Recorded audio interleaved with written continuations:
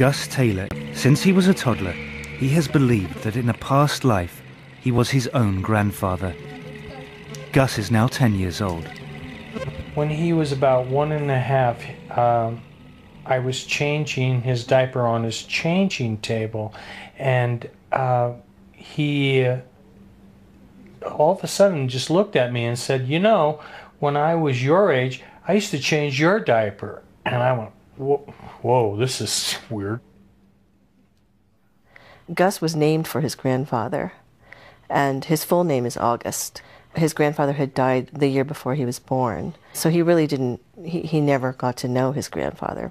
But he would insist that he was Grandpa Augie. If we were referring to Grandpa Augie, he would just say, "You mean me?" You know, he was just very adamant, like, we should know that he is Grandpa Augie. Where's me? There. There. Where's me again? See if you can find me somewhere else. Gus was 4 when Ron was given an old family album.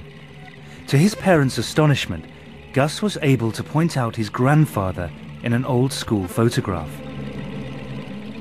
He also correctly identified this as the first car that his grandfather ever owned. He showed me a picture, and then I said, that was my first car. And then my dad was like, that's weird, because the car was Grandpa Augie's first car. So it was all scary. Kathy and Ron were intrigued by their son's ability to identify his grandfather in photos.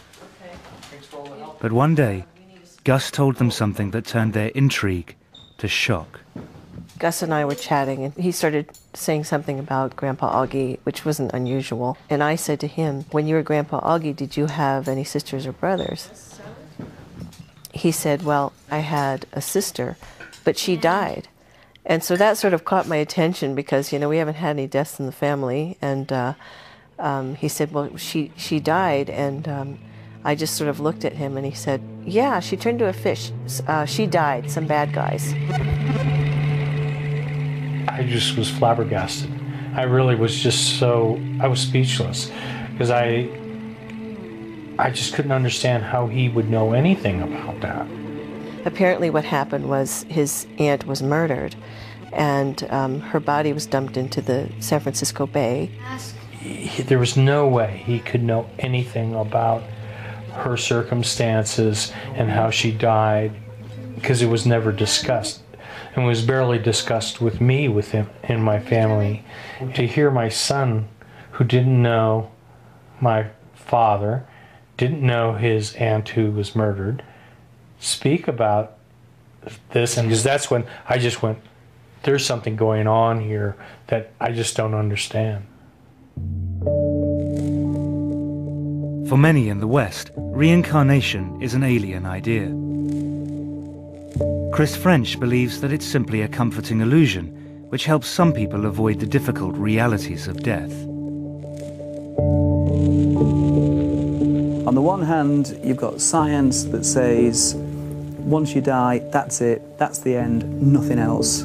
On the other hand, you've got a belief system that says you will survive, you will be reunited with your loved ones. In a sense, you do go on forever.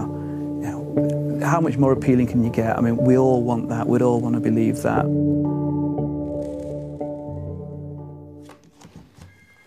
For Kathy Taylor, her son Gus's belief that he was his own grandfather reborn went totally against her own religious upbringing. I grew up a Southern Baptist. My father's a Southern Baptist minister, and Southern Baptists certainly don't, teach anything about reincarnation. So that was not, that was furthest from my mind when Gus started saying these things. This one day he sort of popped up and looked at me and said, you know, Mom, when we die, we get to come back. And he looked at me again and he said, I used to be big and now I'm a kid again. And he was just very excited about this.